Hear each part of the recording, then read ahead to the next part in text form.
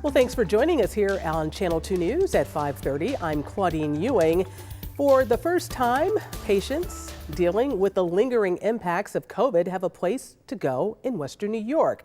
Of course, people are still getting the virus, they are recovering and getting on with their lives, but chances are you also know someone dealing with a set of symptoms that fall under long COVID. This new center by UBMD will focus on studying and treating those people. It's the first in our area. And here to discuss this topic is Dr. Sanjay Sethi. He is the co-director of the COVID Center from UBMD. Doctor, if you can tell us, what is long COVID first of all, and why the need for a long COVID center?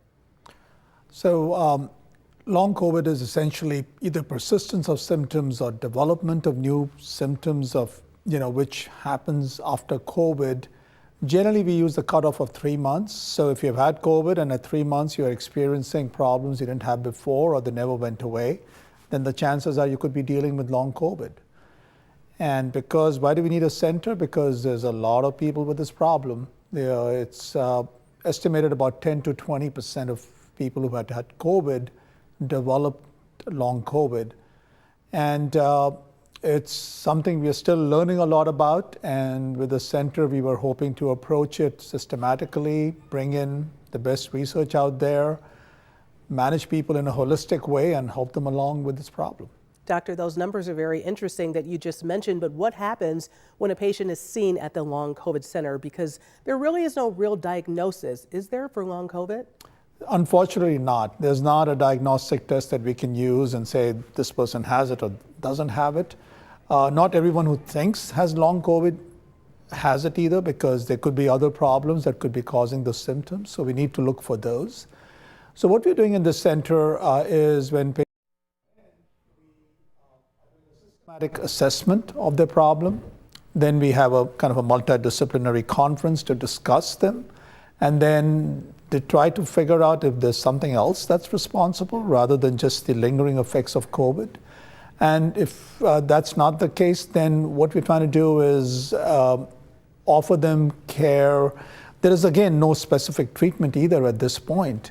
But what we want to do is offer them somewhat of a holistic approach to care involving a lot of the symptoms are like fatigue and brain fog. So we want to offer them things like physical therapy, occupational therapy, mental health support, along with the medical care that they need to deal with the problem. And then down the road, hopefully there'll be more research opportunities and treatments that then we can offer to these individuals. I'm glad you went over the kind of treatments and intervention that patients can receive. You can talk about more if there are those. And how many people are you expecting to see? What's the response so far?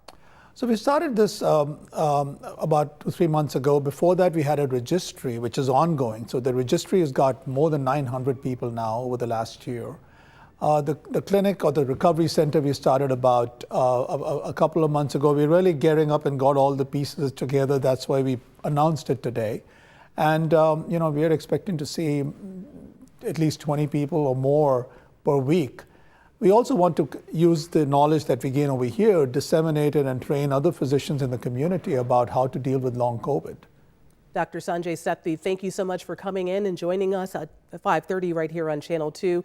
Obviously, this is something we're going to continue to talk about because people are dealing with colds. I know that I'm dealing with that right now.